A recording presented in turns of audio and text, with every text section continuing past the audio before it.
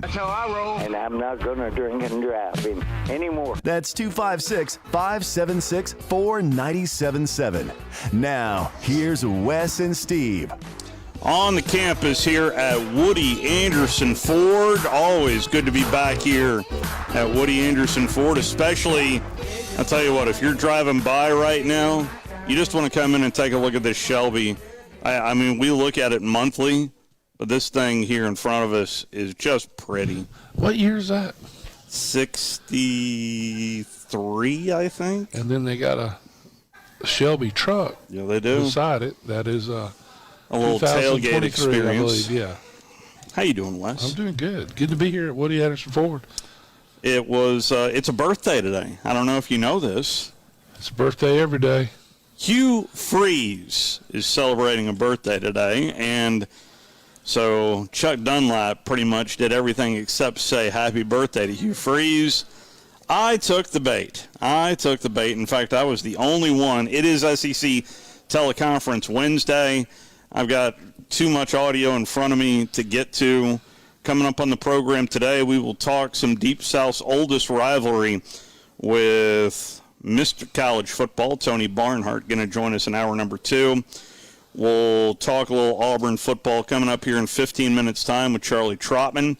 And later on here in hour number 1, we will also talk with Matt Wyatt, the former Mississippi State quarterback, now part of the Mississippi State Bulldog Radio Network, as we'll get you set for Alabama and Mississippi State. But it is a birthday, as I mentioned, and I sure enough took that bait. Hook, line, and sinker, and Hugh Freeze ran with it. All right, Chuck, I'll take the bait. Happy birthday, Coach. Well, thank you so much. I totally forgot it was my birthday until people started reminding me.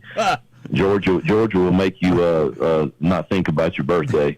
I wanted to ask about facing a Kirby Smart defense, and really how has it evolved over the years, and maybe what are some principles that kind of stay grounded when you see Kirby's defense from year to year, Coach?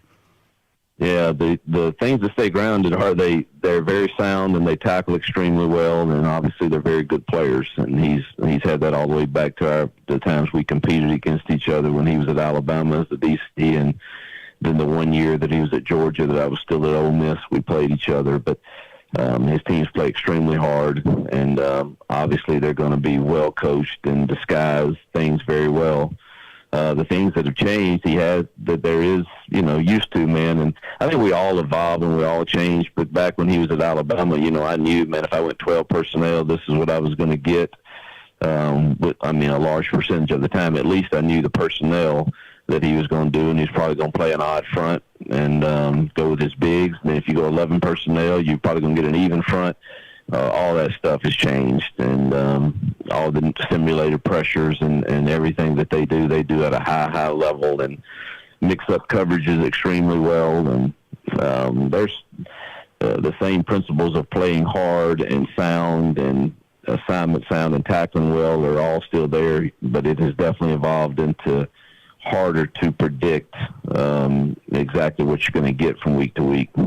And Coach, if I heard you right, and please tell me if I kind of misheard you on Monday, it feels like you're wrestling with play calling, of just wanting to get in that room more. Is it a difficult process this year to hand the keys to Coach Montgomery for you, Coach?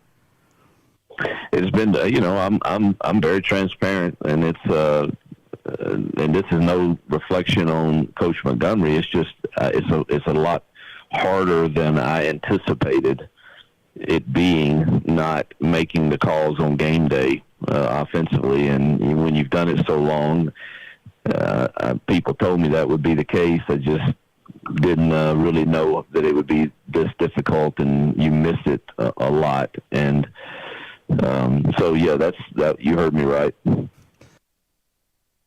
That is my conversation with Coach Hugh Freeze, and you can hear him, right there, wrestle with him not playing, being the play call. Yeah, so I guess one thing that defense has changed when the offense has changed.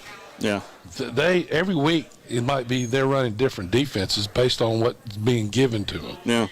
It's not like you run, okay, everybody thinks you run this defense and they're based this. Nobody does that. They do it in practice the first day. Everybody's they're game planning, and they move people around because they don't want you to know where they're going to be to block them. So everything changes as good defenses will try to get you to show you a look, knowing what your check's going to be, especially on third down, and get you to check to it, and then they check. Yeah. And yeah. Kirby, he's a master at it. Well, Brother Oliver was a master. The defense they showed Miami way back in '92, those were live when that happened. That interception, they knew what the play was. That's why they were there for the play. As they said, they knew the route better than they did.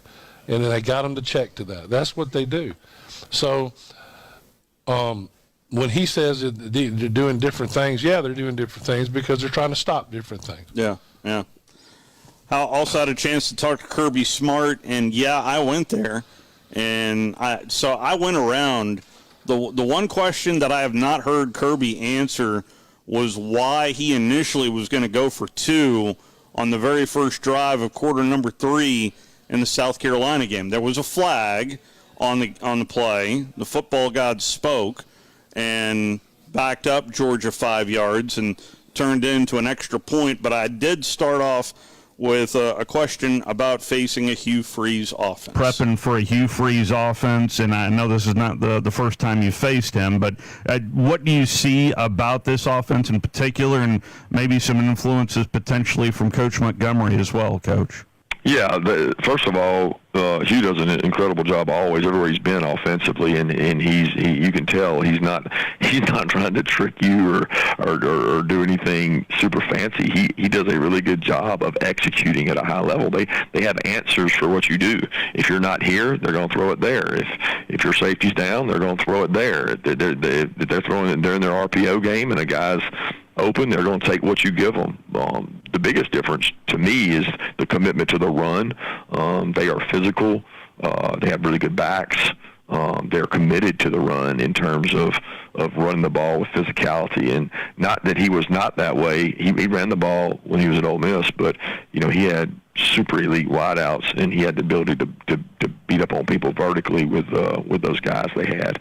And his strength right now with their unit is their physicality, their RPO game. Their quarterbacks are really good athletes, so he's playing to the strengths of his offense. And, Coach, I did want to ask, because I've seen this the last couple of weeks. Alabama went for 2, I thought, fairly early. And 2 weeks ago, your first touchdown against South Carolina, you initially were trying to go for 2. So what kind of goes into that process? Is it something you see on film, a look, or I know at that point you would have been down by 11 down by 3 had you gotten the 2-point. But what was that philosophy of going for 2 that early in your mind, Coach? It's mostly analytics. I mean, we decide before the game situations that we go. We have coaches assigned to it. We talk about it between series. We don't make the decision after the score or any of that. Every possession, we've already decided defensively and offensively what we think the other team's going to do when we're on defense and what we're going to do on offense, so that we don't have to make that decision in that moment. And a lot of that's based on analytics and all-season study. That is Kirby Smart. Well, we were talking about this, Yeah.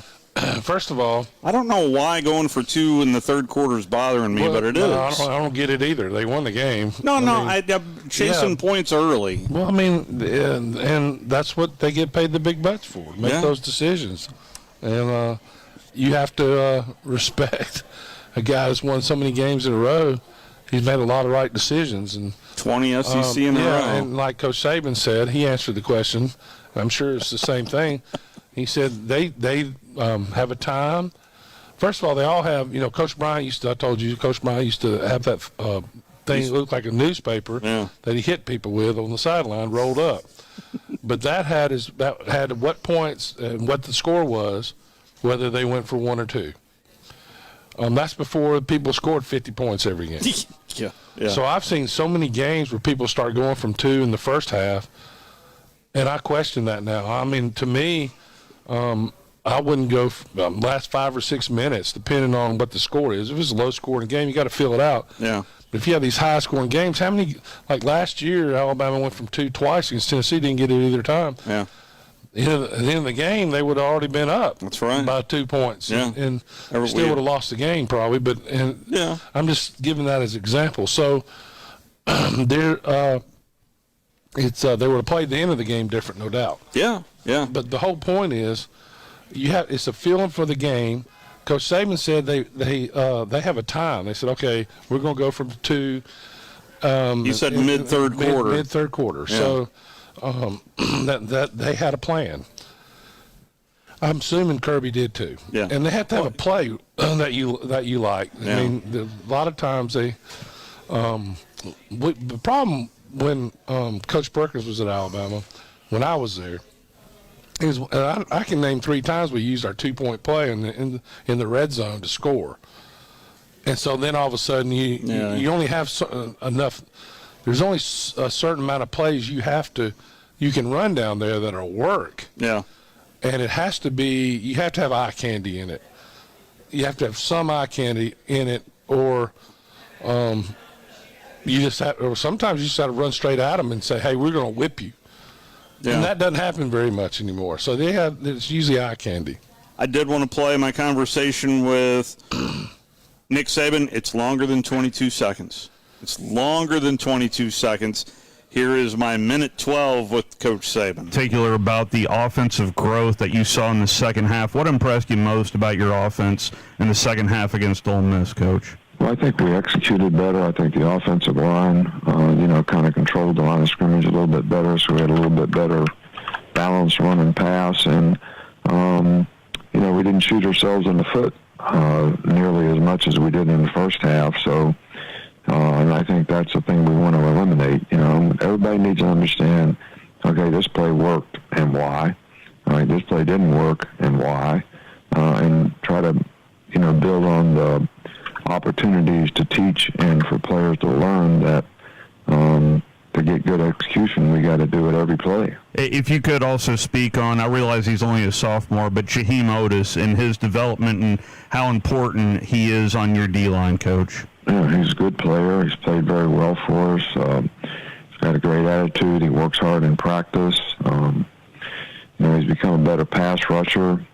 We played him in nose last year, and this year we're playing more at 3, 4, and 5 technique, and he's adapted well to it and done extremely well. That is Coach Saban. Yeah. So when he says 3, 4, and 5, in other words, he's moving all the way from the nose guard to outside the tackle. So he's adaptable. Yeah. So he's playing anywhere from 0, which is right over the center, to 1 is just shading the center, 3 is shading the guard on the inside. Yeah. There you go. So yes. Move them all over. Yeah. That's a very versatile defensive lineman, handy to have. Yes. I don't know how healthy he is, but he's not 100%. But who is? Who is? By this time, everybody has a ding or so, and you're just trying to get it to the off week. So we do need to take our first time out as Charlie Trotman will join us on the other side of our first time out. We're live here from Woody Anderson Ford. We'll be right back. You're listening to The Drive with Wes Neighbors and Steve Moulton on 97.7 ESPN The Zone. Hunting and tailgating season is on us, and at Woody Anderson Ford, we believe it's time you got serious about an F-150. We've got nearly 150 to choose from, and without a doubt, one of the best F-150 values on the road today is our STX package. You get 290 hard-working horses, mated to a 10-speed automatic transmission that'll take you everywhere from that tree stand to downtown Tuscaloosa.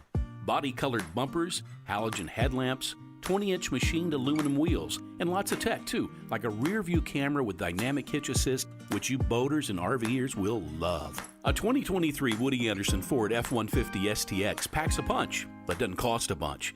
You can drive one for $499 a month. $499. 36-month lease with $52.10 due at signing. No security deposit plus tax, tag, and title. Includes $399 dealer fee with your good credit.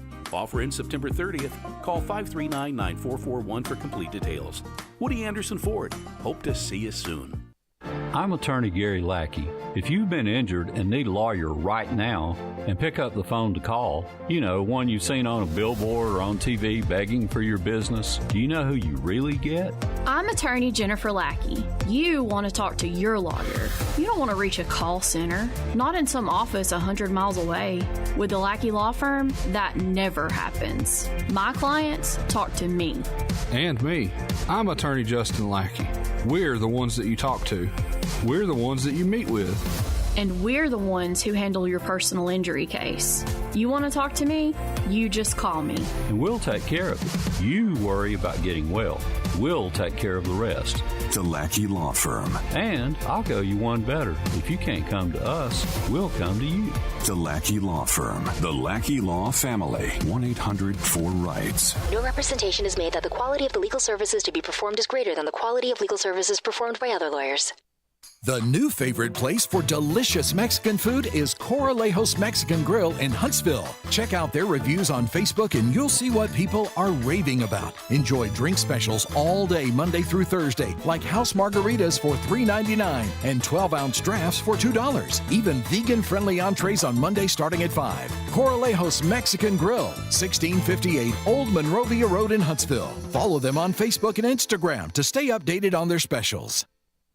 You'll love the expanded wine selection at Liquor Express. From special occasion to everyday table wines, they've got what you need. Meet your friends at the largest tap wall in Alabama with 105 rotating selections. Then take home a growler full of your favorite or choose from our 1,000 canned or bottled beers. Need help stocking your bar or planning your party? Liquor Express has a knowledgeable professional in-house staff that can assist you with anything from your bar to the planning of your special event. Visit liquorexpress.net for tasting specials, giveaways, and classes. With us today, Dr. Tracy Lowry of Best Vein Care of Huntsville. When we evaluate a patient and they indeed have significant venous disease, most third-party payers, private insurance, Medicare, require us to treat every patient conservatively at least 90 days. Conservative treatment includes increasing ambulation, elevation of the legs, and the wearing of compression stockings. It's very common for folks to come see us in March or April wanting to have their veins fixed before they go into swimsuits starting in June. When we see someone in March or April,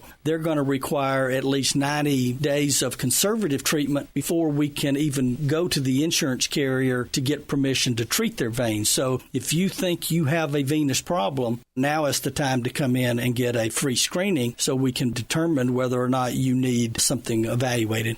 If you have a vein problem or you think you may have a vein problem, now's the time to contact us at bestveincarehuntsville.com.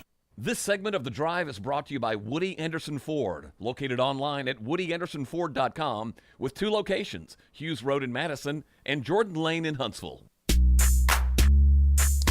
In fact, we are on campus here at Woody Anderson Ford, as they're not only sponsor of this segment, but our entire first hour, along with West Neighbors. Steve Moulton back here with you, and let's talk some Deep South's oldest rivalry as we continue that talk here with Charlie Trotman, who's kind enough to join us on the Neighbors Wealth Management Hotline. How are you, Charlie? Doing great. I appreciate it, Steve, you and Wes, for having me on. Good to talk to you. Absolutely. Well, where do you want to start? Auburn's side or Georgia's side, or what intrigues you the most about this matchup, Charlie? I think what intrigues me the most is really something on either side of the ball. One is Georgia has not been the same kind of Georgia team that we've seen over the last couple of years. They have played much better in the second half of every game that they played, but they haven't been the juggernaut, team that we all thought that they would be coming out of camp this fall. They've had some slow starts. South Carolina was ahead of them, and it looked like they, had a good chance to be in the game until Georgia really turned it on in the second half. And, my thought about Auburn is that, Auburn's got to find a quarterback that is competent enough to be able to handle some quick throws, things that make it easier on the offensive line. Wes, you know that if your offensive line's not protecting well, and Auburn had 7 sacks in College Station last weekend against Texas A&M, and my question is, what are they going to do against a ferocious Georgia defense, to try to move the football? Because, if Auburn had any offense, any offense at all, they probably win that game at Texas A&M. They just, the defense was on the field for so long, and they played pretty well except for a couple of big plays. And, so my question is, on Georgia's side, is Georgia going to come out and be the team that we all have thought that they were going to be all year long against Auburn, or are they going to kind of flounder around for a half and keep Auburn in the game, or is Auburn going to be able to find a way to move the football against a good Georgia defense and put some points on the board to keep themselves in the game? So a little bit of a tug of war as to how that's going to play out. So, when I watch Auburn, I think the team plays very hard. It seems like to me that they're just totally out of sync on offense when they're trying to throw the ball. From, like you said, the offensive line, but the quarterback. The quarterback makes 2 or 3 throws in that game. That's a game. They run a wheel route. Nobody's covering the guy. And he throws it 15 yards over his head. He did. I have no idea how he did that. But no, I think God got it near him. Even if he just throws it straight up in the air, the guy's going to make it first down. Right. I see. So if you're Hugh Freeze or whoever's calling the plays, which I know Hugh isn't, but I don't know how you call a better play than that. I know. Right? They had them set up. They had them set up to succeed. The only thing that I would say that I saw, Wes, that I was real disappointed in, and Philip Montgomery, knows more about football than I'll ever know. But I do know that if you're a quarterback and you're getting a significant pass rush, you've got to call some 3-step drops, some short passes, some draws, some screens, some quick throws to the outside. We didn't see any of that. Auburn didn't run one slant route, not one slant route. That's one of the best routes in football, one of the hardest routes to cover. And you see some teams go to it time and time again when they're in a situation where they're getting a big pass rush, and it's a great play. You got to get rid of the ball. You got to get the ball out of your hands, and don't let a really good pass rushing team have time to get to you. But Auburn's running these 18 and 15 and 16-yard routes that are taking time for the quarterback to sit there and read, and it's allowing the defense to get to him. And they did it with all 3 quarterbacks in there. So, was I dreaming? But I think they threw every pass was to the outside. They didn't throw it much over the middle period, right? They didn't, but they didn't throw. Auburn has been throwing the quick screens and things like that. I think they only tried one quick screen that I can remember, but no slant, no hitch routes where you go 5 and stop. Right. They didn't throw the ball one time to the tight end. Yeah, they did. They threw one pass to the tight end, and he got hit real hard, and he had to come out of the game. It was over his head. But other than that, Auburn's passing game has got to improve. You cannot play college football on the level that Auburn's trying to play, throwing the ball the way they've thrown it. Not even 100 yards passing. That's pathetic. I don't care who your defense is. You can throw swing passes out of the backfield for 100 yards. We didn't do any of that.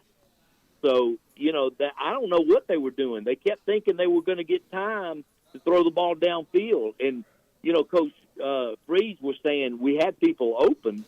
Well, yeah, you had people open, but the quarterback had a guy breaking through the line of scrimmage right in his face. So how do you get the ball to him? So, it was a comedy of errors on offense. And then, Wes, as you know, when you're getting beat, you have a tendency to do what? Hold.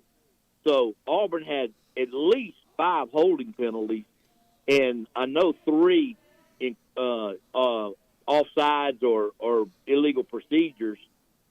You know, an offensive line can't perform like that and expect to win. No, and so Texas A&M does have a really good defensive line, one of the best in the conference, really.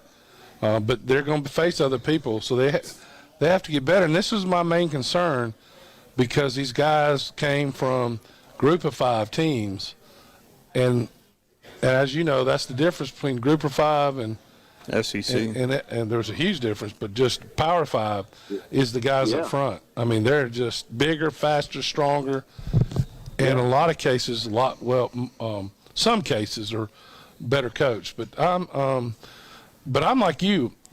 As bad as Auburn played, they still had opportunities to be in that game because of their defense. Yeah, well, the defense played well, and the team, whether they were getting beat, I don't think the lack of efforts was it. No, it's not a lack of effort. I mean, the team plays hard. You're exactly right.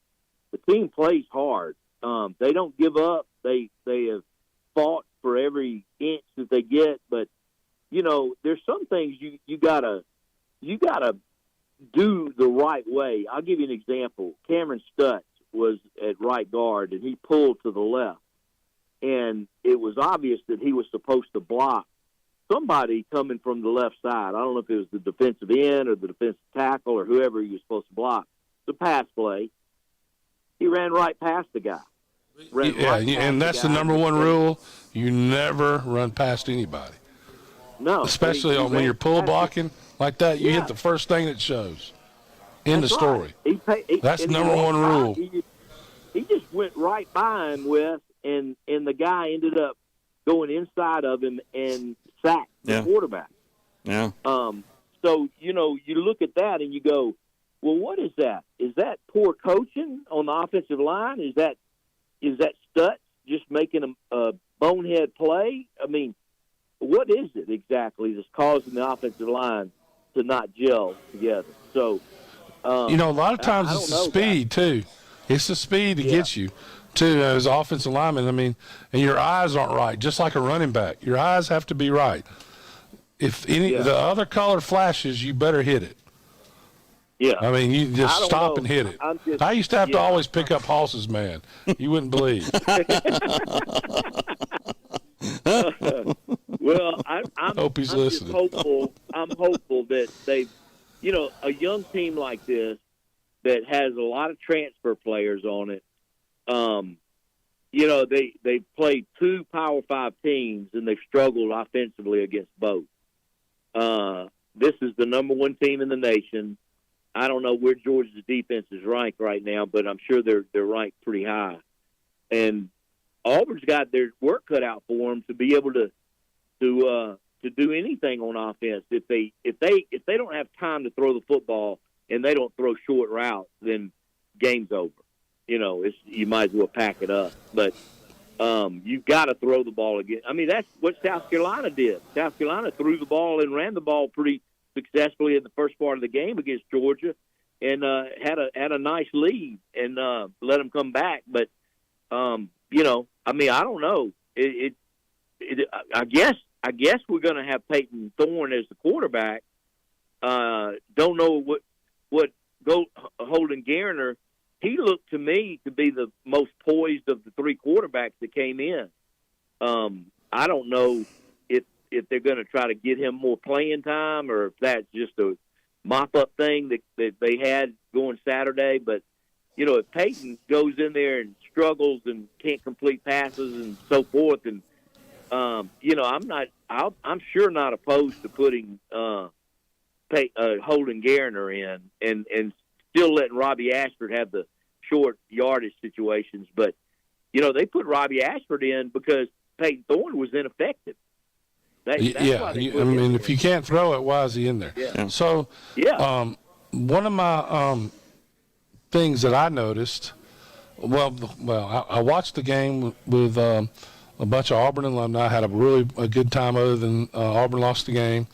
Kind of killed the mood.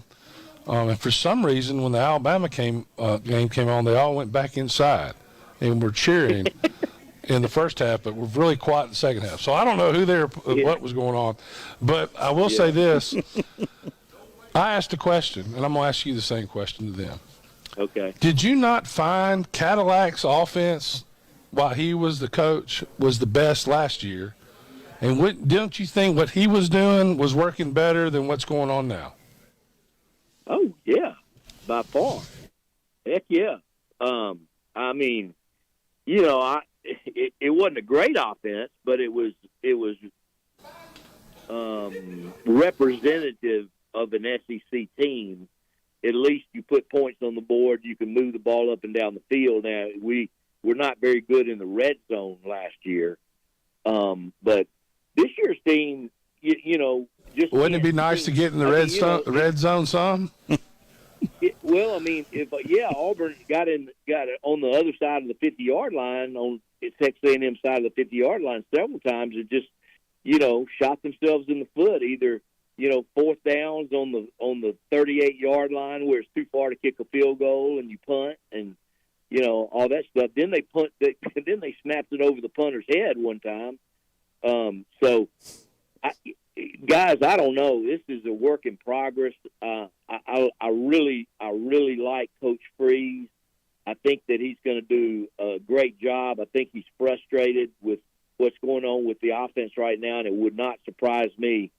I just hate for him to wait until after the Georgia game to make the decision to call the plays. I think he ought to be calling the plays. I think he thinks he ought to be calling the plays. I just think that he can't, he can't relegate Philip Montgomery to the sideline, after they've started the year out trying to have Philip Montgomery call the play. So I don't know. I mean, again, it's not always the play call, because Philip Montgomery probably called that out and up route, the wheel route that was wide open. So, I mean, you can't fault him for that.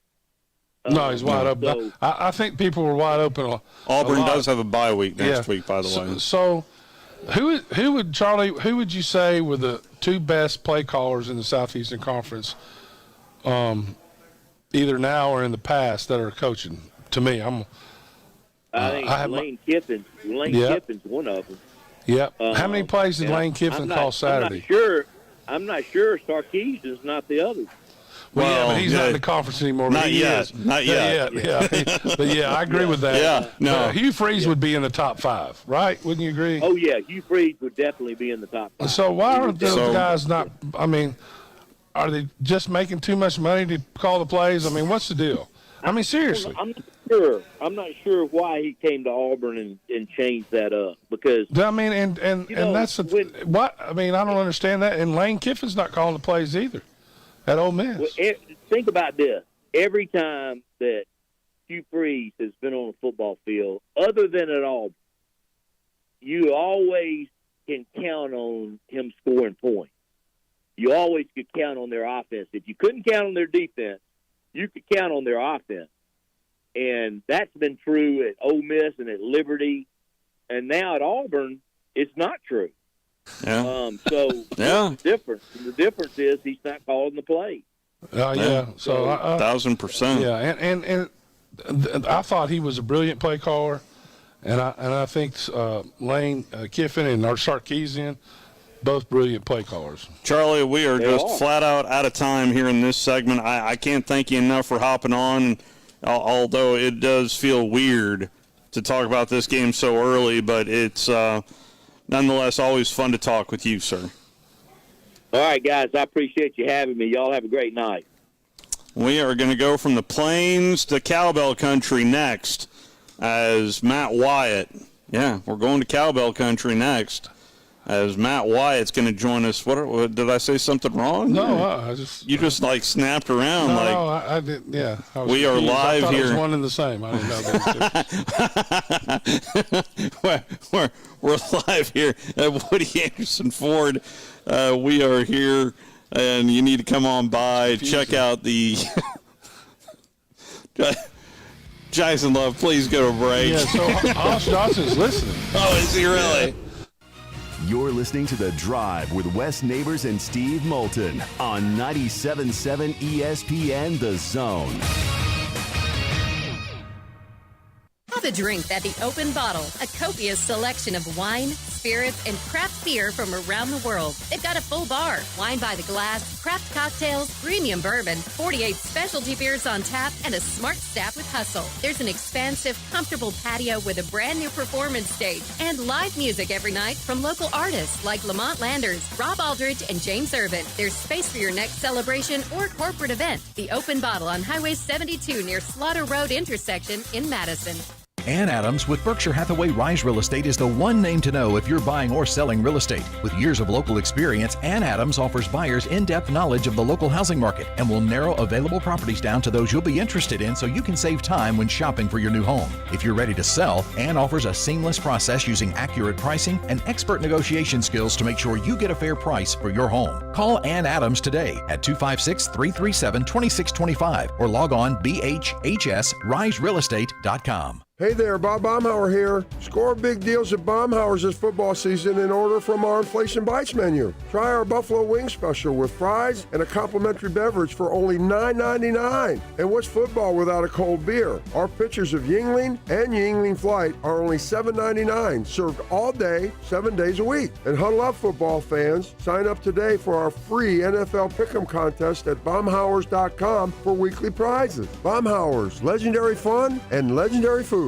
Hunting and tailgating season is on us, and at Woody Anderson Ford, we believe it's time you got serious about an F-150. We've got nearly 150 to choose from, and without a doubt, one of the best F-150 values on the road today is our STX package. You get 290 hard-working horses, mated to a 10-speed automatic transmission that'll take you everywhere, from that tree stand to downtown Tuscaloosa. Body-colored bumpers, halogen headlamps, 20-inch machined aluminum wheels, and lots of tech too, like a rear-view camera with dynamic hitch assist, which you boaters and RVers will love. A 2023 Woody Anderson Ford F-150 STX packs a punch, but doesn't cost a bunch. You can drive one for $499 a month. $499. 36-month lease with $52.10 due at signing. No security deposit plus tax, tag, and title. Includes $399 dealer fee with your good credit. Offer ends September 30th. Call 539-9441 for complete details. Woody Anderson Ford. Hope to see you soon. Tom Abraham here for my friend Brian Hamaker and his team at North Alabama Mortgage. Look, buying a home is the biggest purchase you will make in your life, and it can be a bit intimidating, so you want people that can help walk you through the mortgage process and get you the best deal possible. That's what North Alabama Mortgage does, and they do it in Alabama, Tennessee, and Florida, from first-time purchases to refis, conventional, VA, FHA, and USDA loans. They have the solution at North Alabama Mortgage. Visit NorthAlabamaMortgage.com to learn more. That's NorthAlabamaMortgage.com. The kitchen is the heart of any home. It's where the family gathers. It's where kids discover old recipes and make them their own. Just starting out or just now getting started on the dream kitchen you've always wanted? I'm Chris Haygood, and from all of us here at Bob Wallace Appliance to the home builders and the homeowners of the Huntsville area, a heartfelt thank you for buying local. We're in Huntsville, Florence, and Coleman, and online at bobwallaceappliance.com. Hi, this is Eli Gold, voice of the Alabama Crimson Tide. Join us every week for Alabama football right here. Listen to Alabama football all season long on 97.7 ESPN The Zone.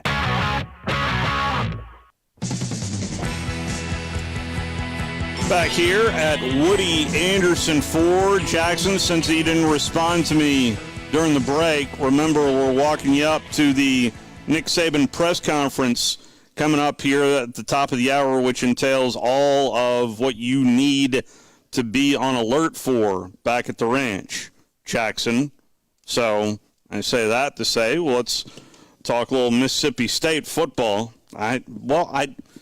Again, this is me trying to remind you to help out us. Okay. Let's talk to someone who's going to help us, and that's get to know these Bulldogs a little bit better, and that is Matt Wyatt, the former Bulldog himself, and who's recording in progress. Part of my apologies there. That's on me as Matt joins us on the Neighbors Wealth Management Hotline. How are you, sir? Yeah, doing great, guys. Thanks for having me. And in case you didn't know it, the recording is in progress. Yeah, that's Tuscaloosa chiming in right there. But chime in a little bit on what you saw offensively at South Carolina. What did you see there out of Mississippi State, Matt? Yeah, a little bit of improvement on offense, which, it hadn't looked great at times and in spots this year offensively as State transitions away, like fully away, full on away, opposite direction away from the air raid, which you ran the previous 3 years under Mike Leach. And, in the context there being that it was kind of the only Mike Leach air raid still out there. Everybody else had sort of adapted it a little bit, but not him, So what you were doing the last 3 years to what they're doing now offensively is just, very different. And so they got their feet under him a little bit and scored some points, but that's truthfully not a very good South Carolina defense. And you go score 30. And so the flip of that is State's been really struggling defensively. And the last 2 weeks, opposing quarterbacks have put up career numbers or record-setting numbers. 2 weeks ago, the LSU quarterback Jaden Daniels completed 88% in that 11 a.m. game in Starkville. That was like an LSU single-game record. And in this past week, Spencer Rattler at South Carolina in that night game, he didn't throw an incomplete pass until well into the fourth quarter. I think he finished 18 of 20. And so, you give up 37 points on the road to anybody, you're going to probably lose. I mean, it's like we could break it down as much as you want to, but you go on the road, give up 37, it's hard to win a game, particularly in the SEC. So State has really struggled defensively to affect opposing quarterbacks. And so I know that's music to an Alabama fan's ears because they got a quarterback who's needing to build some confidence. And so something's got to give Saturday night late in Starkville. So when you look at Mississippi State, and I watched some of the LSU game, it looked like the quarterback was not sure what was going on in that game. Yeah, right. When you saw him on film, he looked like he was confused. Yeah, and if you watch that game, first of all, bless your heart, that's about as ugly as it gets. It's one of those where, my friends would say, "Hey, Matt, surely you got something else to do," But that was an ugly game. State was non-competitive in that game. I really don't know how else to say it. We had somebody call in on our Monday show after that, and he said, "Hey, State was in that game right up until the national anthem," and that's about how it felt. And yes, to your point, when you go back, you go back and watch that one. And again, that's 2 weeks ago. It's their last home game. I mean, it was rough offensively. You had way, way too many MEs and MAs, mental errors and missed assignments on your offensive line up front, both in the run game and pass game. And especially in the run game, I think that was the thing that frustrated them the most. It wasn't so much that you had guys for LSU teeing off and knocking people down and you couldn't block them physically. It's just, constantly you had linemen going the wrong way and in the wrong place. So how does that affect the quarterback? Well, if you're playing quarterback, I can tell you, and you have no confidence in what's going on in front of you, it's really hard to play that position, especially you start getting hit some. And you're right, there were, times where consequently, if you did have a little bit of time or a pocket, he was a little antsy. He was getting the ball out a little too early. And there were also times where he and receivers didn't know where they're supposed to be. It just looked like a mess. And so last week at South Carolina, they threw the ball all over the field and hit big plays and that kind of thing. And so it felt good, looked better, scored some points certainly, but they still couldn't run the ball. They ran the ball for 32 yards against South Carolina's defense.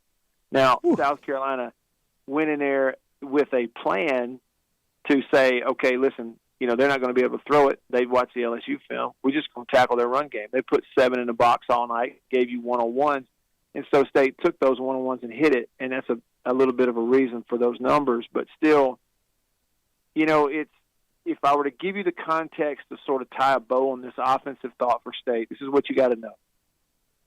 They have taken a very, very experienced group of guys coming back. All your offensive linemen are seniors. Your quarterback's a fourth-year starter. All this stuff. Your running back's a fourth-year starter.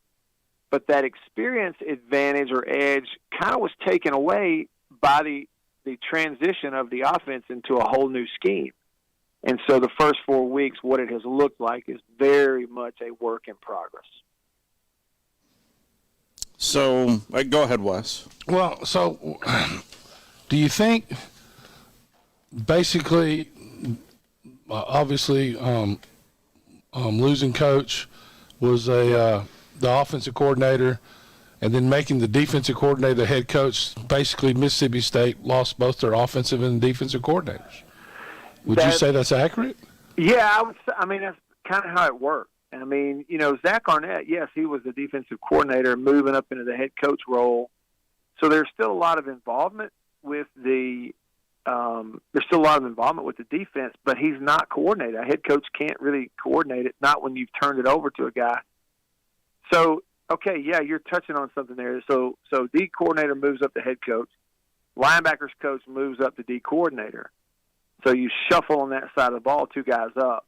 But effectively now what it does is you have a first-year head coach, never been a head coach before. You have a first-year defensive coordinator, never been a defensive coordinator before. And you have a first-year offensive coordinator in the Power 5. He's never been an offensive coordinator in the Power 5 before. So the inexperienced part of it, you do have an inexperienced staff. Also, now they went out, there's some veterans at different positions there, but the other thing, too, the offensive staff is a group of staff who's never coached together before. This is their first go-round. And so I would say it sounds like excuse-making. No, those are just realities that shows you what they're trying to work through to figure out a way to win some games this year. So we talked a little bit about Spencer Rattler. Spencer Rattler's not in Tuscaloosa. In terms of stopping the run, how has Mississippi State done that, in your opinion, through the first quarter of the season? Well, they certainly have been a better run defense than they have a pass defense. They've not have been a very good pass defense at all. And that's whether it's man-to-man on the outside. They've got one really good corner who's back, DeCamerion Richardson, but teams are staying away from him and they're targeting the other side. And State has kind of worked through some auditions at the other corner spot, basically. And this guy's really trying to replace a first-rounder last year, Forbes. So from a run defense perspective, they've been okay there, and that's really sort of always been the identity of that defense under Zach Arnett. Zach got there in 2020 when Coach Leach came in, and it's just game after game, year after year.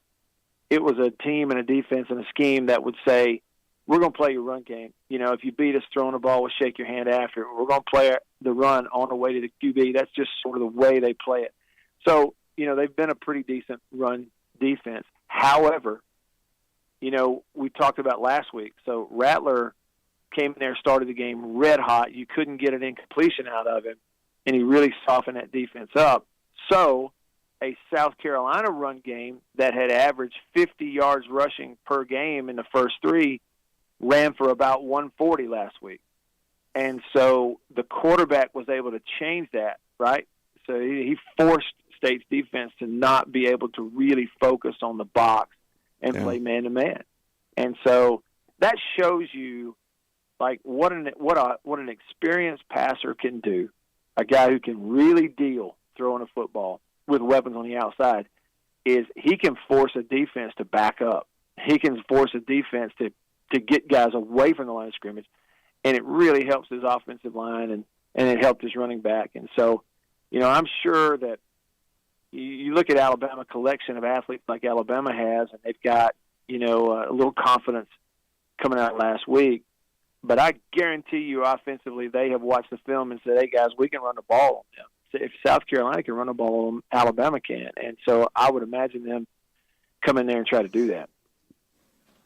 Talking to Matt Wyatt right now on the Neighbors Wealth Management Hotline, and So with a bunch of first-year guys, there is a lot of experience on this defensive side. What's your anticipation game plan-wise, what we're going to see out of Mississippi State offensively, Matt? I think that they will come into the game with a plan and a hope to be balanced. And they are, capable. And I think part of it, too, is what I expect Alabama to do. The first 3 weeks of the season, State's running back, Woody Marks, led the SEC in rushing, over 100 yards a game, whatever. Last week, week 4, you go to South Carolina. I told you, you watch that film, their defense was 4 down, 3 in the box, 7 in the box total, saying, we're going to play the run. Somebody other than Woody Marks is going to have to get the ball, and they forced it elsewhere. And that's why you saw some of the one-on-one pass yards. For State to be good, though, and to have a chance to, balance the game out and win it, they got to be balanced on offense. They didn't do it last week. But I think what you'll see from Alabama's defense, Alabama's going to say, look, with our athletes, whether it's corners, whether it's secondary, but certainly with our front guys, we don't have to load the box with personnel to be able to stop your run game. And by virtue of that, we can go coverage. We can have safeties. We can go 2 safeties if we want. We can go quarter, half, and make sure that you don't get one-on-ones in man and you're not having opportunities to throw it down the field. And we can still play your run game with these 4 down, 3 down occasionally, and a few guys, maybe 5 guys up here, because our athletes are better. And if we do that, then we force you, Mississippi State, to score with longer drives, to run 10 or 12 or 13 plays in a row without screwing up in order to score points. And we don't believe you can do that because you haven't done it yet. And so I think Alabama's philosophy defensively coming in this game will be our athletes are good enough that we don't have to sell out in one or the other. We're going to be kind of balanced, and you might call it vanilla, but we can play cover 2, and we can keep safeties back there. We're not giving you deep balls. We'll just see if you want to execute with, 15 coming off the edge at you all day. I think that's what they'll do. And what that means is State will try to take what they're given, and they'll try to run the ball some.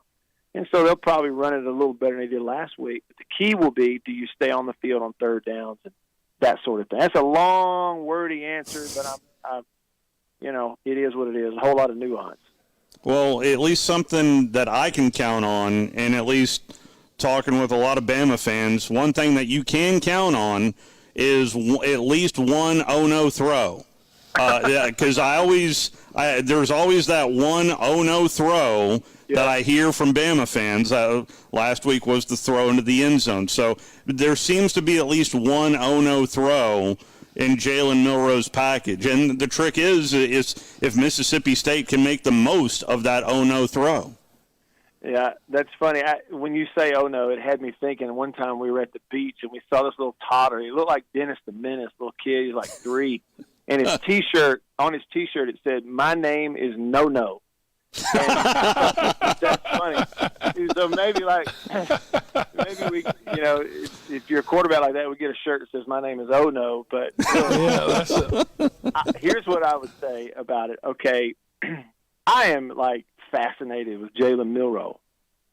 To be that big and that strong and built like a truck and that fast and the ability to throw the ball from one end of the field to the other and all this stuff, there's really no cap on the potential for a guy like that. And if I were coaching him, the temptation would be to just use his legs all the time. Like the other day against Ole Miss, they're running early in the game. They're running quarterback power, right, where he just takes a shotgun snap and it's wide power following a lead blocker. We steal the edge. I would be so tempted to just run it over and over again because if you do pop it, who's going to catch it? Nobody.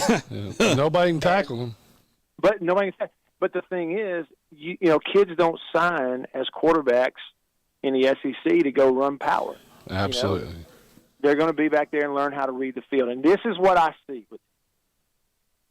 All he needs is experience and time. That's what he needs. These oh-no throws, the 2 interceptions against Texas where you go, I can see that over here from the 50-yard line. How come he can't see that guy? Or the interception in the end zone the other day, where he does not struggle at all throwing a deep ball. He does not struggle at all when he is decisively running the ball, especially if they call it. But even when he tucks it and he's decisive, no hesitation, I'm gone, he doesn't struggle one bit. He's elite. There's no question. Absolutely. Where he is struggling is when he has to read from the pocket against zone coverage in the intermediate, from that 5 yard to about 15, 20, against zone coverage one side or the other. And all that's experience, okay? And what I see him doing is at times he's got the ball, he's looking for his guy. He's looking for his player, his receiver. His eyes aren't watching defenders and throwing it where they're not. That's what you do against zone is you watch defenders. You don't watch your route. You watch defenders. And I think he's watching for his guys, okay? And when I watched Ole Miss the other day, it was clear. Their defensive game plan, in most down and distance situations was, let's force him to read against zone cover. Let's not give up the deep ball. If you go back and look, the deep ball that he threw up the field to Burton, who when he caught it sliding up the hash down the field, the deep ball, you go back and look, Ole Miss is trying to run zone coverage with a safety back there saying, don't throw it here. They didn't give him that read. He just threw it farther than they were, and the kid went and got it. They were trying their best to force him to read against zone coverage in the intermediate, thinking if we do it, he'll throw us a mistake at some point. And all he needs is more snaps and game experience for people to stand by him and get off his back, let him work through it. And if you do that, you're going to have something in one of these days that nobody else has got.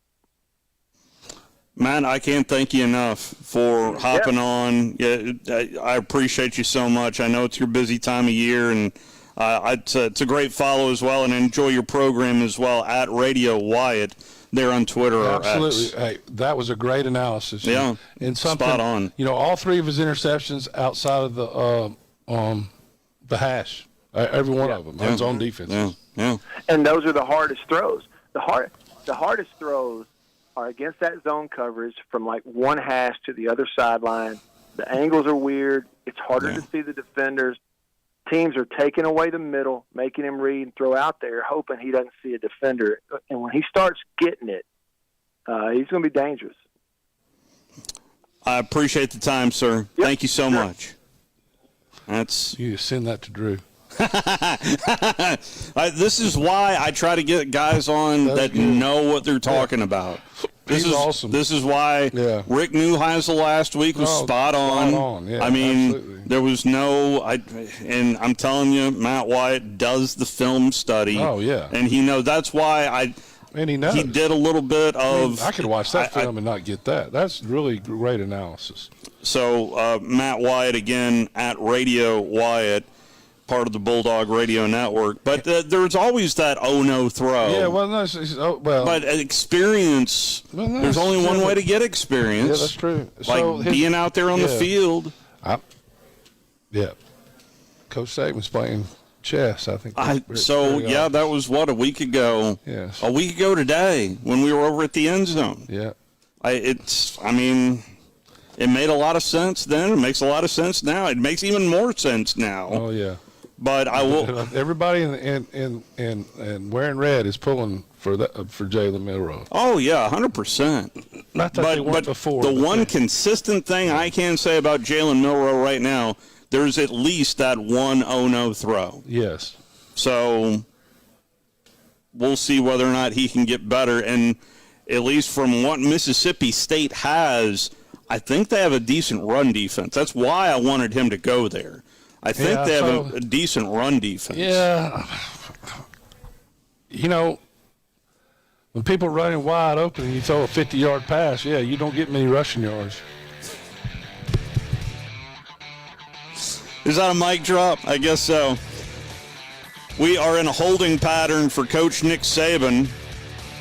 And if Coach Saban runs up to the lectern here during this SportsCenter update, we'll carry it live for you right here, as we always do.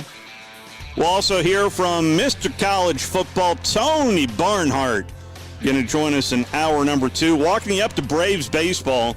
I don't know if you saw the Braves game last night and how they beat the Cubs last night. I mean, it's starting to feel like 2021. It really is. We'll be back.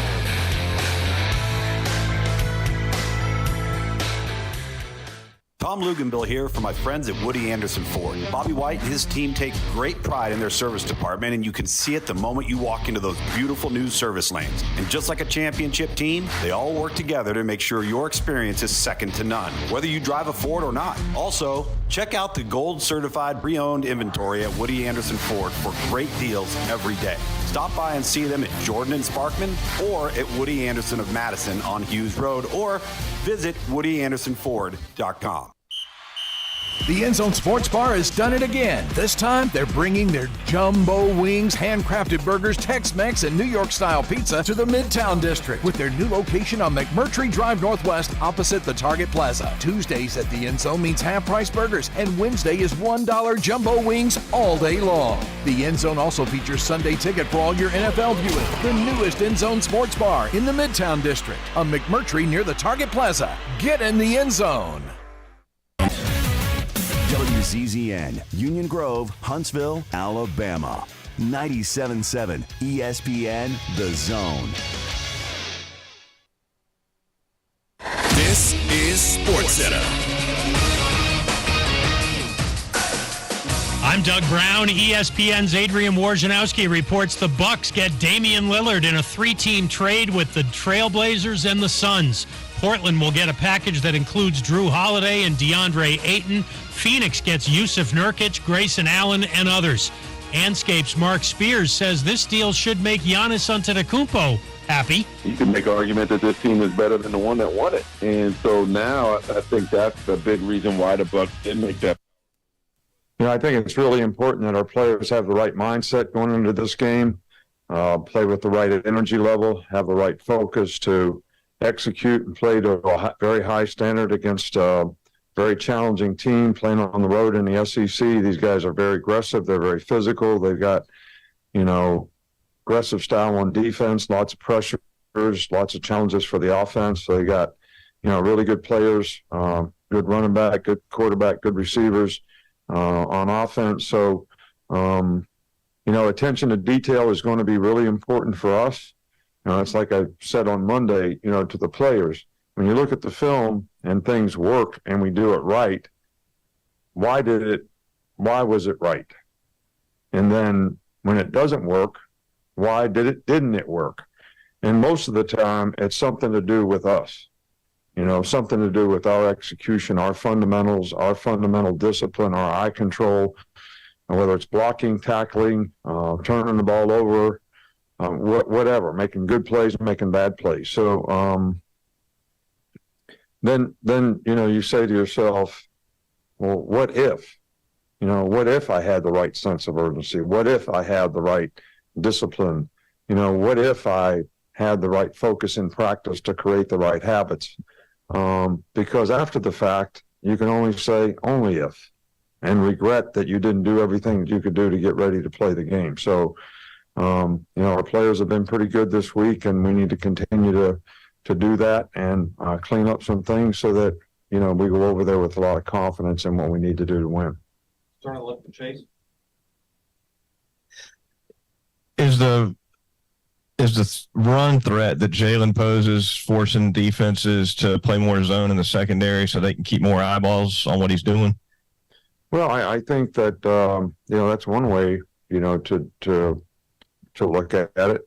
I think there's, because of his ability to run, sometimes people rush 3 guys and spy a guy. Sometimes they rush 4 guys and spy a guy.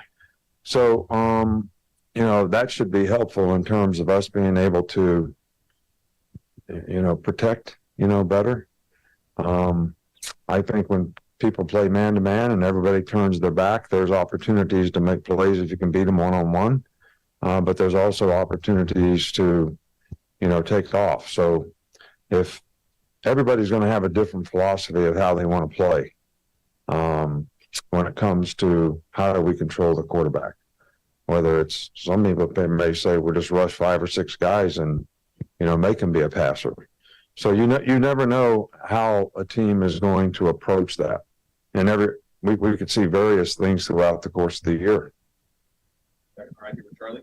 Hey, Coach. What kind of progress have you seen from the wide receivers through the first 4 games? I would say that, played well at times, but need more consistency. We need to develop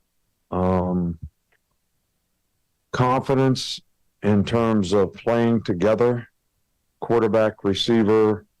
I'm supposed to sit down if it's zone. I sit down. You drift and it's zone. It's 3rd and 5. Now the ball comes out because the quarterback thinks you're going to. So you're punting instead of getting a first down. So I think all those little things and those details. I say this all the time. Might be the most overused attention to detail term in the building that can make things work or not work. And I think we need to pay more attention to detail in the togetherness of how we execute in the passing game, whether it's protection, whether it's quarterback reads, whether it's route running, the whole thing. I think we can just, continue to make a lot of progress. And I'm not disappointed with the way the guys playing. They've made some great plays, but I think the consistency would be helpful. Yeah. Do you have an update on the health of Deontay Lawson and Terrence Ferguson? Both guys were unable to practice today. So that would put them in a probably category of very questionable. Go to Nick Alvarez. So Jaheim Otis came in last year. He lost all that weight. He contributed as a freshman. This year, he's been moved around in a couple different techniques on the defensive line. Was that the plan for him coming in to kind of expand his role in that way? Sorry, who are you? Jaheim Otis.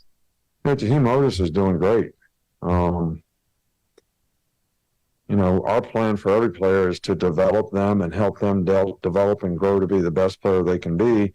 Some players really buy into it and do all the things that they need to do it. And Jaheim has been a guy that's done that. He's gotten himself in better shape. He can move better. He can rush the passer better. He's got more versatility as a player, whether he plays, 5 technique, nose, 2 technique, 3 technique. And he's done everything we've asked him to do. And, I think the quality of improvement in his play and consistency has been really outstanding. Wanted to ask your assessment overall on the depth at defensive line. Just how do you feel like they've been playing overall? I think there's quite a few guys in the defensive line that have made some contributions and continue to make contributions. I think we have some really good young players at defensive line. We need to get those guys to understand what it takes to play at a high level and get game ready in terms of preparation, how to practice, how to really understand the game plan, understand what the other team's trying to do. But I'm encouraged by the progress that they made. But I think that's the number one thing the young guys need to be working on and focusing on. How would you assess the performance of Elijah Pritchett and Caden Proctor during practice this week? And is the plan to get them both reps? Or? Well, with other injuries, in the offensive line, we're moving guys around, and we haven't made an assessment yet because really today's the only real practice. Yesterday, and I haven't watched practice film today. So, we make those evaluations on Thursday and Friday as to how we're going to play guys in the game. Bishop Kirk. Yes, Coach. Last week, Gene Smith, the AD at Ohio State, went before the Small Business Committee in the House and talking about guardrails for NIL, and he dropped a little nugget about prospects wanting $5,000 to come just to make a visit. And I wondered if you'd been approached by any prospects for things like that, and if so, how you'd handle that. Not that I know of. So I don't know of anybody that has asked us, for that. But look, name, image, and likeness is not really name, image, and likeness. I mean, I think we all understand what it's become. And what we allowed it to become. And I said long ago and got very criticized for, is this what we want college football to become? So it's becoming what it's becoming. And that's okay. I mean, we'll just adapt and do what we have to do to be able to compete, whatever the circumstances are. So do I think that it would be judicious to have some guardrails on some things? I think you can figure that one out just as well as anybody else. All right, thank you. Nick Saban press conferences on 97.7 ESPN The Zone is brought to you by McCurry Van and Car Rental. Our locations in Athens and Huntsville can serve your driving needs. Whether you need a car for 2 days or a passenger van for 2 weeks, we've got you covered. Rent local, rent McCurry Van and Car. Welcome to The Drive with Wes Neighbors and Steve Moulton. Call into the Neighbors Wealth Management Hotline, 256-576-4977. That's how I roll. And I'm not going to drink and drive anymore. That's 256-576-4977. Now, here's Wes and Steve. That is Coach Nick Saban down in Tuscaloosa. What did you hear out of Coach, Wes? Well, when he was talking to you, he's talking to the media, said the same thing. He talked to you earlier. That's the same thing he told his team. Yep. You got to clean up the mistakes. Basically, you're going to make mistakes in football. It happens really fast. You got to rely on your technique and training, and then you got to know what to do. And then little things are going to happen, technique-wise, during a game that you've never seen before. If you're young, this is a young team, and you got to learn from that. And fix the mistakes, because now you've seen it. You got to get ready for it, because guess what? Whatever they did that worked last week, they're going to do again this week. Copycat. Yeah, and why wouldn't you? You'd be stupid not to. Yeah. So they have to get better protecting the passer. They have to. There's no doubt. I mean, give Milroe some time to throw. Give them that confidence to sit back there. But hearing the issues on the offensive line wouldn't exactly comfort me if I'm a Bama fan. What are you talking about? The injury issues on the offensive line, he didn't really dive too much into it. It's really the short answers for Nick Saban that I pay the most attention to, because it's usually about injuries. I think they have plenty of offensive linemen. The injuries I don't think are that great. I mean, they got one guy hurt. They have some. They're banged up, but heck, they're going to be banged up. That's part of it.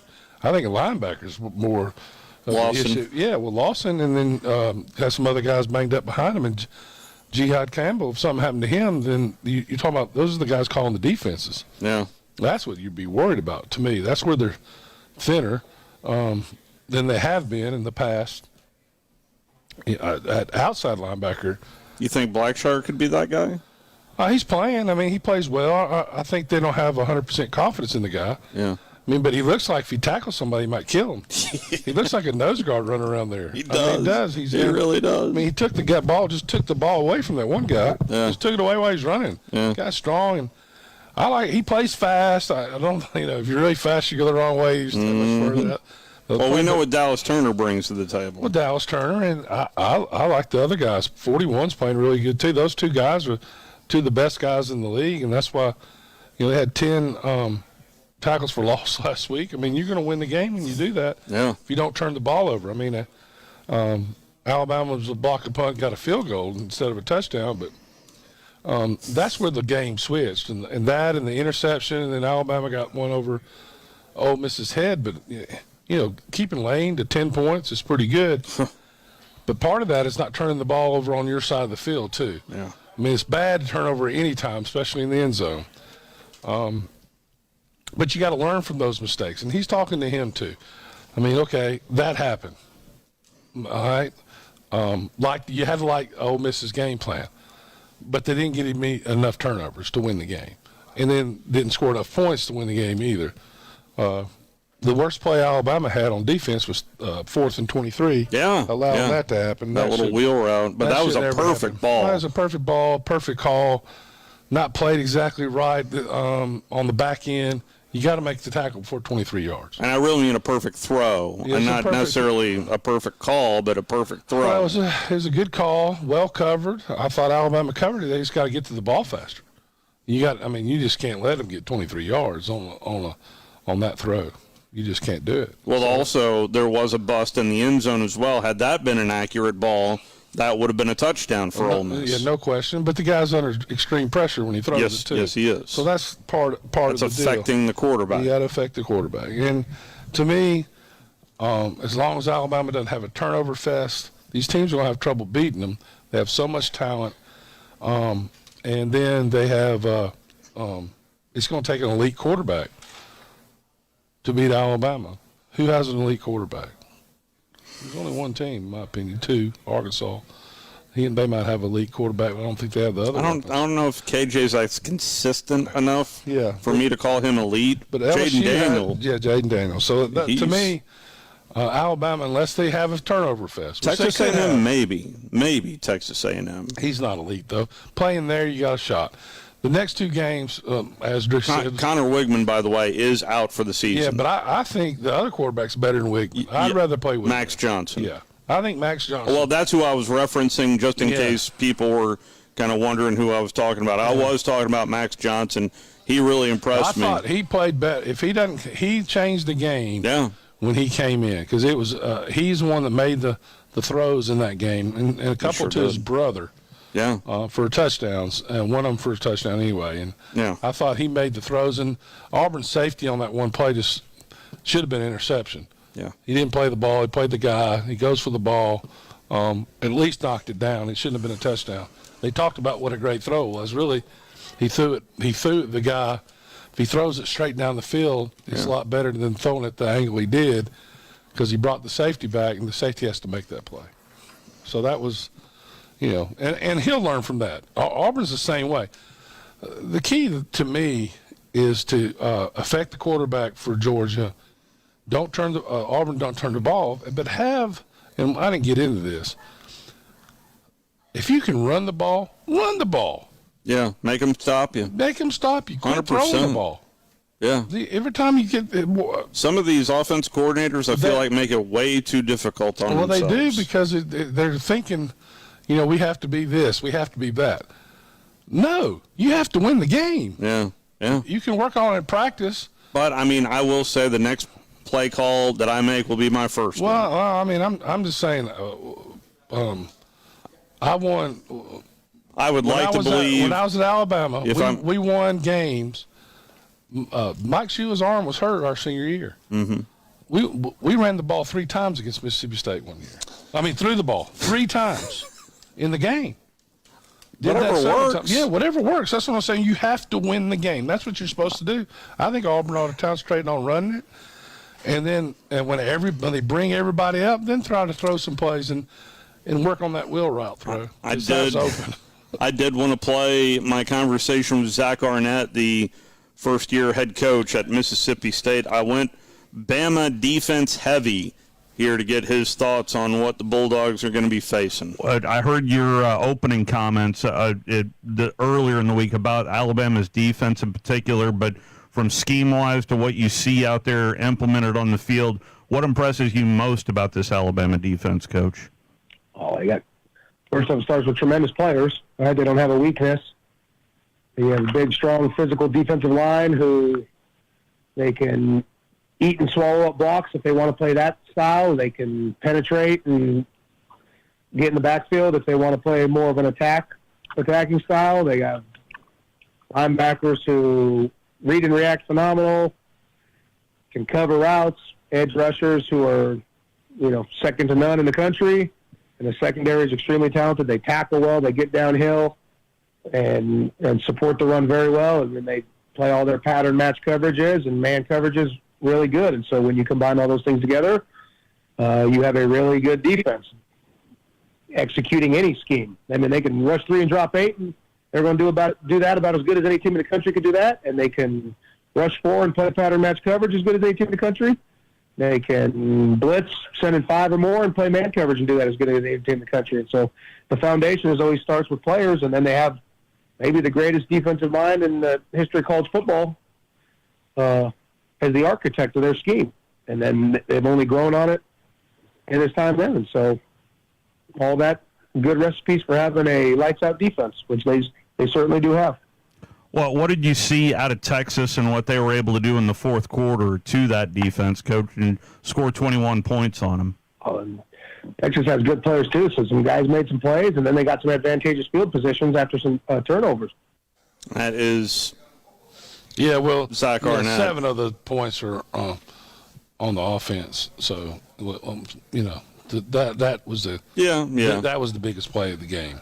I mean, and he did go down and score again, and then the defense had that last drive, that Texas last drive. But that was. I guess maybe I should have said that last Texas drive where they just pounded it. Yeah, it was. Well, especially the spread out on 3rd and 7 and jam them right up the middle. Yeah, that's. That'll rip your heart out. Yeah, especially when you're worried about them throwing it over your head again. So Texas played a great game, and all that goes to Texas. So now Bama fans should be saying hook 'em because you want that loss to mean more on your resume. Yes. So it's just going to be interesting to watch the rest of the season because teams get better. Other teams don't. Injuries come into play. And 18-year-olds are a box of chocolates. You don't know what you're going to get. That's why you want to. Who's breaking up with who this week, right? Yeah, so you just don't know. And especially so much pressure on these kids now that they're making as much money as they are. And then all the distractions that come with that. I was really impressed with Coach Saban's answer on the NIL question right there. I mean, it's saying something without saying something. Well, yeah, it's the truth. It's ridiculous what's going on. It's not NIL. No, it really isn't. It really isn't. Yeah, so there's a lot of people with a lot of answers. It's just a shame that we are in this position, and it is because of one person who did not set this up the right way. And that is Mark Emmert. Well, it's more than Mark Emmert. Well, I know, but he could have set it up the right way. How is he going to? You can't do anything by yourself in the NCAA. I mean, it's not all. He should have done more. I'm not saying that, but it's not just him. It's a lot of people. It's a lot of people and a lot of things that should have been done a long time ago. And now we got to rely on. Yeah, if he are we in a shutdown, by the way, or I don't even know a government shutdown? I don't even know. I don't even worry about it till it happens. I don't even know. I have no clue. Yeah. No, and we're worried about. They came to some agreement DC in the Senate today, but we're worried about DC to do legislation for college football. Well, for not just college football, for the NCAA. That's the only reason I bring it up. That's the only reason. But it has nothing to do with that, though. So. But we're relying on anyway. Mr. College Football, Tony Barnhart. He is going to join us next as we're live here at Woody Anderson Ford. We'll be right back. Log on today, 977ESPN.com. You're listening to The Drive with Wes Neighbors and Steve Moulton on 97.7 ESPN The Zone. Cashback is not available on gas in New Jersey and Wisconsin.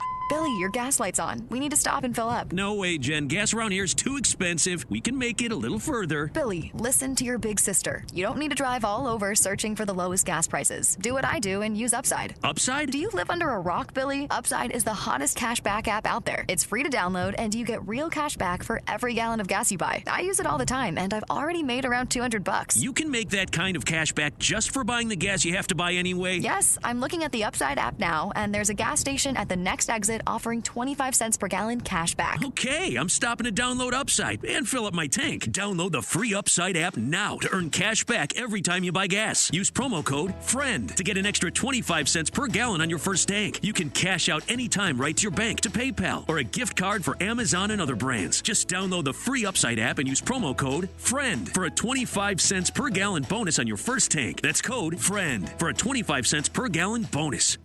Ann Adams with Berkshire Hathaway Rise Real Estate is the one name to know if you're buying or selling real estate. With years of local experience, Ann Adams offers buyers in-depth knowledge of the local housing market and will narrow available properties down to those you'll be interested in so you can save time when shopping for your new home. If you're ready to sell, Ann offers a seamless process using accurate pricing and expert negotiation skills to make sure you get a fair price for your home. Call Ann Adams today at 256-337-2625 or log on bhhsriserealestate.com. Not looking or feeling your best? No energy for the things you like to do? Ready to look and feel younger? Make your appointment at Advanced Life Clinic, one of the region's foremost destinations for patients interested in looking and feeling their best. Specializing in advanced laser treatments and weight loss, male and female rejuvenation to offset the effects of aging, and more. See how Advanced Life Clinic can help you enjoy your life again. Call 256-882-6555 or log on advancedlifeclinic.com. For 50 years, our mission, do the right thing and make long-term decisions. We value our customers and we invest in supporting you. We use our own technologies to automate to provide you the best support possible. And we have the strongest guarantees in the industry. I just can't tell you I'm going to provide you great support. I have to prove it to you with my actions. When I chose a garage door company, I did my homework. I needed precision overhead garage door service. They have a 5-star Google rating. I checked their reviews and liked what their customers had to say. Precision Overhead Garage Door has lifetime warranty packages. Same-day service if I call before 2 p.m. If they can't make it the same day, my service call fee the next day is waived. They did a 25-point safety inspection on the door and operator. Now that's peace of mind. Residential, commercial, and gate services. Precision Overhead Garage Door Service. Call 256-400-4500. When you call most roofing companies, all you'll hear is, you need a new roof. Not when you call Fleming. At Fleming Roofing and Restoration, we're focused on your needs, whether it's an easy repair or a full roof replacement. Folks around here trusted Fleming since 1965 for all their residential and commercial roofing needs. And as the area's storm damage experts, Fleming knows all the ins and outs of the insurance claims process. Log on FlemingHSV.com to schedule your free estimate today. Fleming Roofing and Restoration. We show up. I'm attorney Gary Lackey. If you've been injured and need a lawyer right now, do you know who you really get? I'm attorney Jennifer Lackey. You want to talk to your lawyer. My clients talk to me. And me. I'm attorney Justin Lackey. We're the ones that you talk to. And we're the ones who handle your personal injury case. And we'll take care of it. The Lackey Law Firm. 1-800-4RIGHTS. No representation is made that the quality of the legal services to be performed is greater than the quality of legal services performed by other lawyers. Walking you up to Braves baseball. I don't even know how to begin on how to describe how the Braves won last night. But nonetheless, it was their 101st win of the season, and it was a costly loss for the Cubbies, who are still in a battle for postseason play. All right, let's put that aside. I cannot believe I'm talking about regular season baseball and the Deep South's oldest rivalry in the next sentence. It's just weird this week. So let's get weird, in the manner of speaking, with Mr. College Football, Tony Barnhart, who's kind enough to join us on the Neighbors Wealth Management Hotline. How are you, sir? Steve, it's been weird since July. Okay, since we were all in Nashville for media days, it has gotten progressively weirder and weirder every month. So. Yeah. Well, I came really close to asking Kirby today in the teleconference is if his pregame pep talk is, we're down by 11 and it's halftime, boys.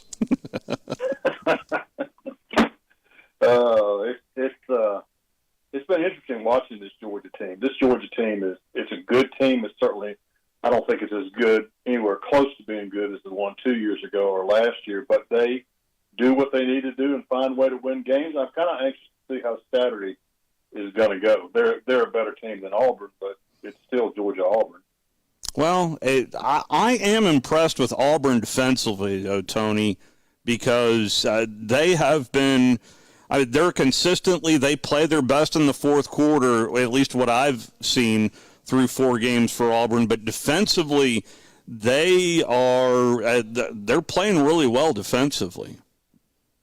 Well, and if you got that, you got a chance as long as your guys on the offense don't put the defense in bad position. So that'll be a big part of Saturday's game. Well, and something Wes mentioned earlier, I want to get your opinion on. It does feel like the two best play callers in the SEC aren't calling plays, and that is Lane Kiffin at Ole Miss and Hugh Freeze at Auburn. It just, what do you make sense of what's going on between the two best play callers not calling their own plays? Yeah, I don't know. All I know is Lane needs a win really, really bad against Ole Miss on Saturday, against LSU on Saturday, but he's not going to get it. He did not acquit himself particularly well against Alabama, and Alabama could do what they wanted to do. So I don't know what to make of that. And Auburn's got to come up with some answers on the offensive side of the ball, and Hugh Freeze has said that. And because right now they didn't have any answers on Saturday, they got to come up with something. Peyton Thorne's got to play better. Robbie Ashford's got to play better. But they've got to give them. If they're going to beat Georgia, they're going to have to score at least 30 points. And I don't know if this team can score 30 points. Well, it's weird things happen in this series, and there for a while, road team had the advantage, and I know Georgia, the road team. But again, at the same sentence, I'll say weird things happen at Jordan-Hare, lest I bring up the tip ball, just a little bit of everything in this series, Tony. It does, and it's a situation where Auburn's got their backs to the wall. They need something really good to happen. Georgia's kind of cruising along. They have moments. They've had some really good halves of football. They have not put together a complete game, but it's been good enough for them to be 4-0. So we'll see. It's going to be Georgia. I think you and I have had this conversation that Georgia, Auburn, Georgia has always been my favorite game. Now playing it in September you talk about weird. Playing this game in September is incredibly weird, and I don't like it. But if nobody asked me. So, Tony, do you think Beck is good enough to beat an elite team? Yes, I do. I've watched him since he's been there, and I think he's throwing. And plus, look, here's the thing, Wes. His running backs are starting to get healthy. They went for a stretch there where they had so many running backs beat up, Kendall, Moulton, guys like that. So I think, and I think they have. And here's another one. Ladd McConkey may come back for this game, their wide receiver. And when he's on the field, it opens everything up. So to answer your original question, I do think Carson Beck can beat an elite team. So was Ladd McConkey a walk-on originally? Or was he just like one of the last scholarships guys? I'm guessing he's one of the last guys who got a scholarship. But the guy runs incredible routes. He catches. Man, he is so good. Yeah. He catches every single ball. He gets open, and so they have really missed him in terms of their. Okay, listen, and when Ladd McConkey's on the field, number 19 gets more open space. Okay, and number 19, in case you haven't seen him, is pretty good. Yeah, he's really good. There's no question about that. As far as this Georgia team, why have they struggled so much in some of these games? I think some of it has been they haven't had all their weapons, but they're breaking in a new quarterback. He's got to learn on the fly. I think that has something to do with it. But I do think, as much as people talk about it, I don't know that complacency is the right word, but I think they believe they're gonna win every time they go out there. And again, they've won 2 straight national championships. But I have a feeling as we go into the meat of the season, I tell you what's a dangerous game for Georgia. If they could take care of business against Auburn this Saturday, they got to go to Kentucky.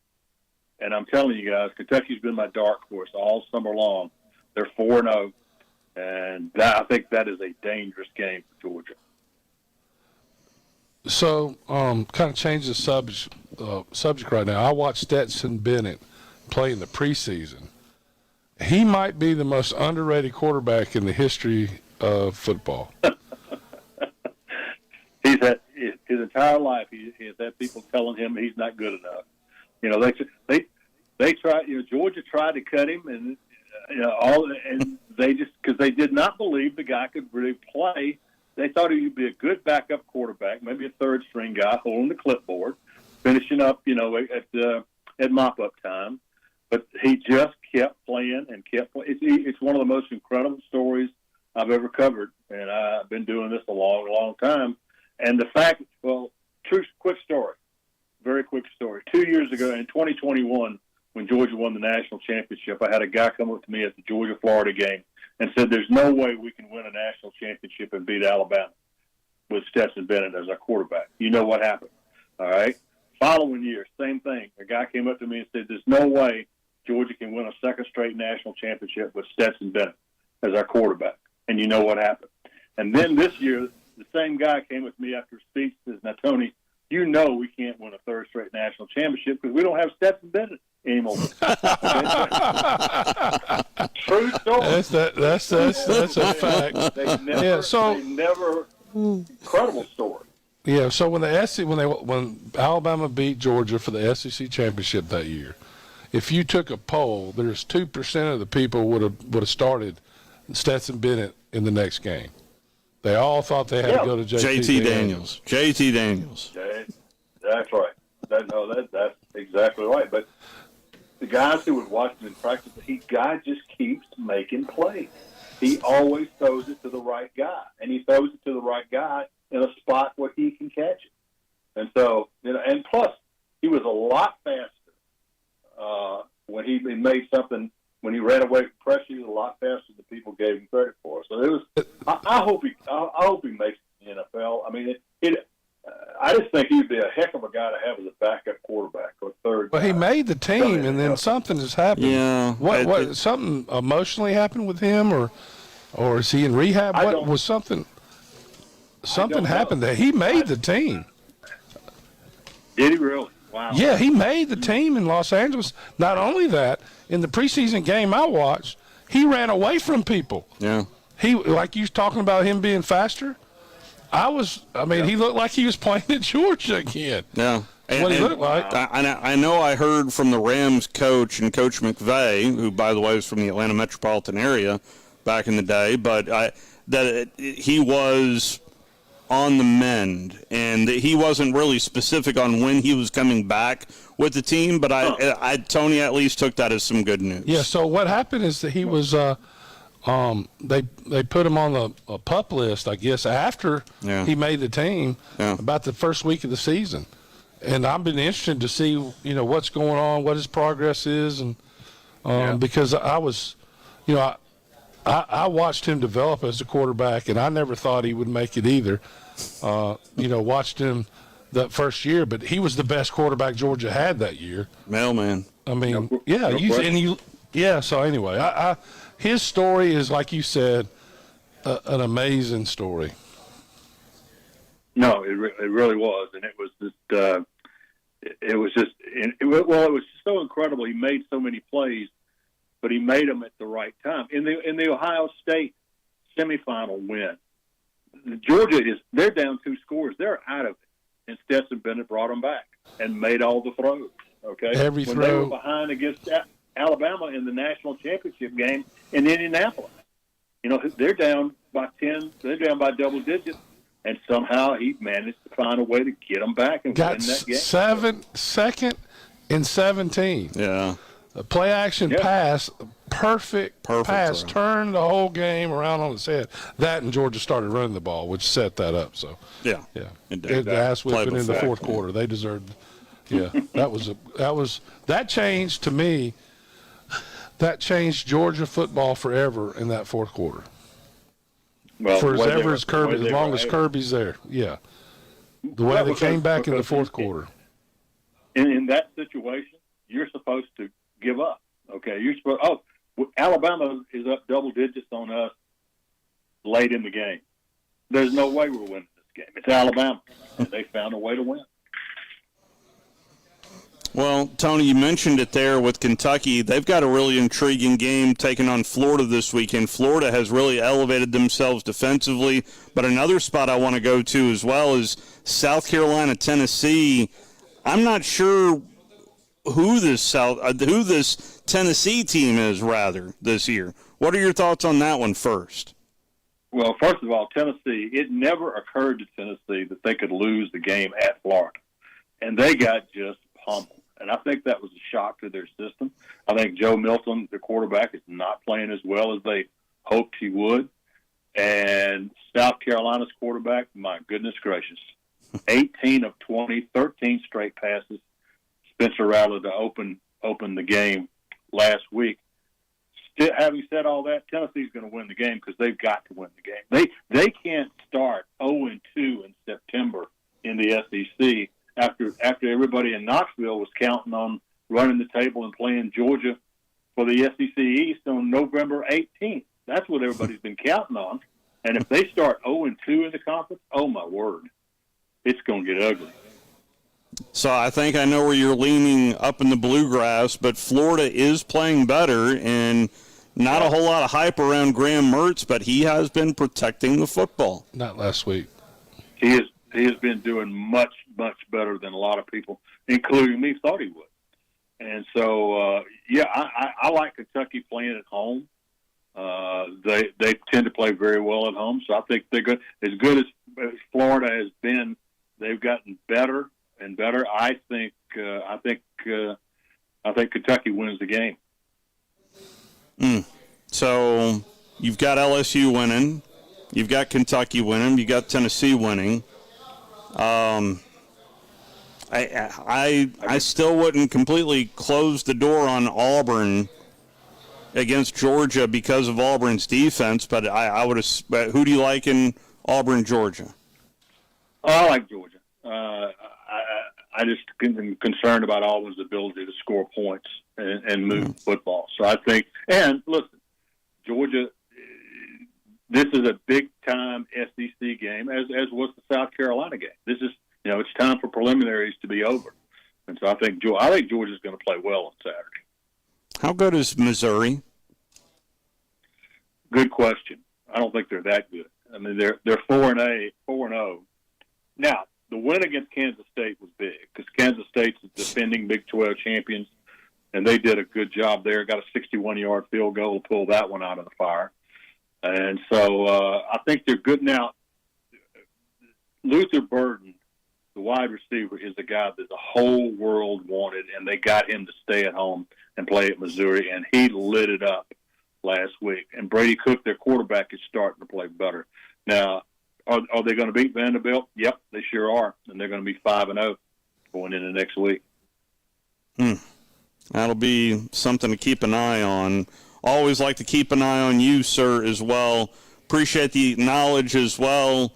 And, yes, it is just weird right now in college football, to say the least, sir. Yeah, we got to figure out where the Pac-2 is going to go. So that's the next thing we got to figure out. One problem at a time. I'm just glad we're talking more football than we're talking off the field. They're going to the Fun Belt. They're going to the Fun Belt. Thank you, Tony. All right, guys. Thanks. It's Tony Barnhart, Mr. College Football, joining us. Boy. By the way, Ladd McConkey's offers. This is a story from Jeff Sentinel from Dog Nation, from DogNation.com. This is from 2021, that initially was attracted as a preferred walk-on to the University of Georgia, but had offers to play at Vanderbilt and UTC. In fact, was seriously considering being a mock at UTC. Yep. So think about that, Dog fans. Well, the best two players on the team, other than the tight end last year on their offense, if they don't have them, they're both walk-ons. Luck's involved in some of this, guys. Yeah. But Kirby has intestinal fortitude. Yeah. To play those guys under all the guys and the idiot fans calling for everybody else that haven't been to practice yet and don't know. So anyway, but I don't think Georgia's as good as Tony thinks they are. I think Tony's blinded a little bit by what when they start talking about he doesn't have all his weapons, right? Yeah. If you watch that kid, he looks like he doesn't know where the weapons are someplace. It feels to me like Georgia's just not all on the same page. I don't know if that's you can get better, coaching staff. I don't know if that's the players not meshing well with chemistry. I don't know that answer. But we're talking about a team that's still undefeated and still figuring it out, and is a heavy favorite on the road. But Auburn's defense, and I keep saying Auburn's defense because Auburn's defense is playing really well, and that cannot be overlooked in this game. But turnovers is the only way Georgia can lose. Well, Georgia put it on the ground 3 times against UAB last week. Lost 2 of them. But we'll see what happens down on the plains. There have been stranger things. And we are live here at Woody Anderson Ford. Appreciate the fine folks here at Woody Anderson Ford for hosting us as we are winding things down. I have just been informed that Brian Snitker has just been ejected from the Braves-Cubs game, and some tells me this might be a tad strategic as well for Snit as well. I'm sure there was a bad call, but it's middle of the second inning right now. Cubs and Braves tied at 1. I had it for you earlier, and let's see if I can't tell you exactly. This is game number 158 for the Braves taking on the Cubs.